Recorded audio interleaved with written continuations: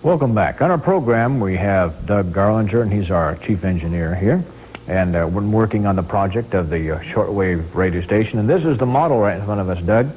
And we're well underway with this project. And we've been talking about it now, been working on it for some time. But we have more of it to be taking place, and I believe the month of October is what you said. And we have more of the heavy construction coming up during that time. Why don't we just take a look at this and point out different things for the people. The little building down in front, if you'll use my pen and point to the building down in front and tell us, as far as construction is concerned, how much is done on that? Well, the transmitter building is going to be an 80-foot by 50-foot building that will house the transmitters, and initially we'll have one transmitter. The construction has come along pretty well on it. It's under roof, it has sides, the floor is completed, and they're beginning to do the interior finish work. And we anticipate that the transmitter will be delivered about October 27th or 28th. In the late part of October, our transmitter will be physically here.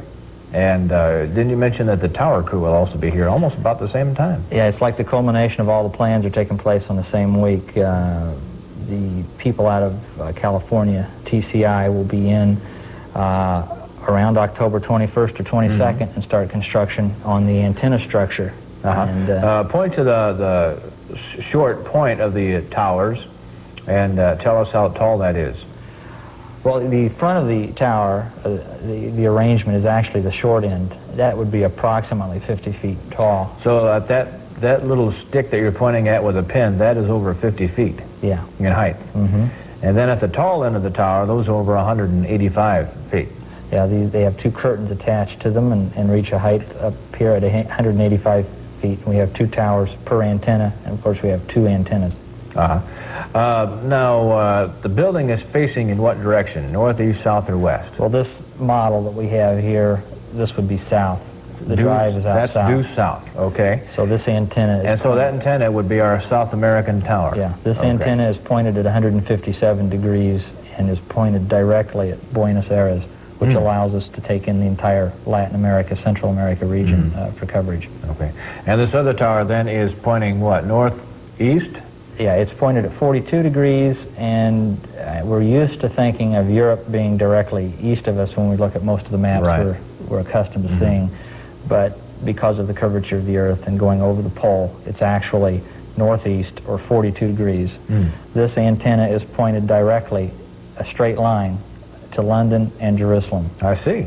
And so most of the power, when it is generated from the transmitter, does not go out at the tall end, but goes out at the short end? That's right. Everybody that looks at the model or sees the antennas naturally wants to think that this is the front of the antenna, but that's not the case. It's the small end and the lower end. I see. So the power is generated in the transmitter, and now what does the significance of all these cross wires have in between? Is that how the signal bounces off of the entire cross wire, or just off the one short antenna? It's a complicated engineering feat that takes the output of the transmitter, and rather than broadcasting it equally in all directions as FM stations do and as television stations do, this webbing of wire takes that energy and focuses it into a narrow beam like a flashlight. I see. And it has a width of about 38 degrees, and that allows us to concentrate all of our transmitted energy into one fairly narrow direction. So all this is just funneling the signal and the power strength down to the finer point down at the bottom, and then shoots it up. Yeah.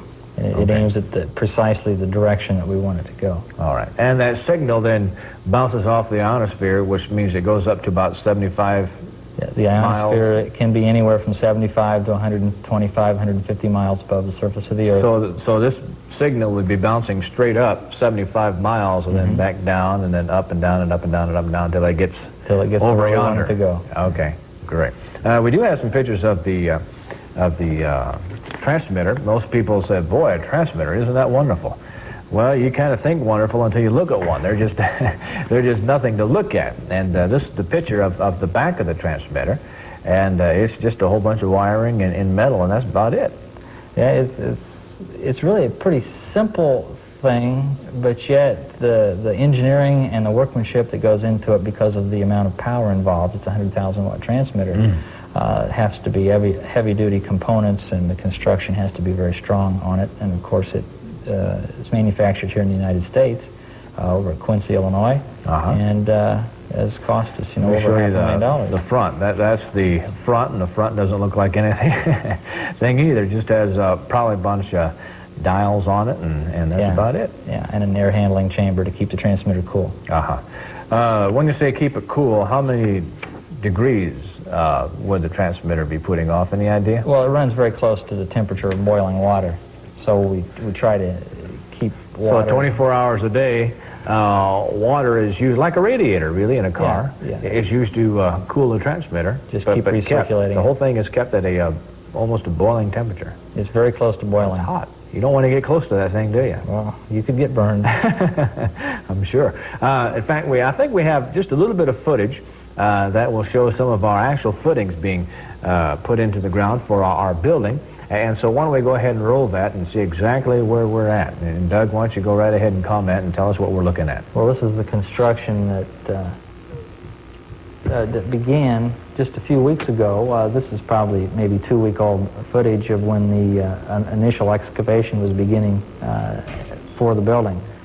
And we're a little farther along than this now. We do have the site under roof at this point. And the progress on the building has been right on schedule for us. And so that was the footings for the building that was 80 by 50. 80 foot by 50 foot, which is very large and will allow for expansion for us. If we want to simultaneously send the signal to the south and to the northeast, can we do that with the extra transmitter? When we acquire a second transmitter, we'll be able to broadcast. And then we'll have room for that second transmitter already? We'll have room for 3 transmitters easily. My goodness, 3.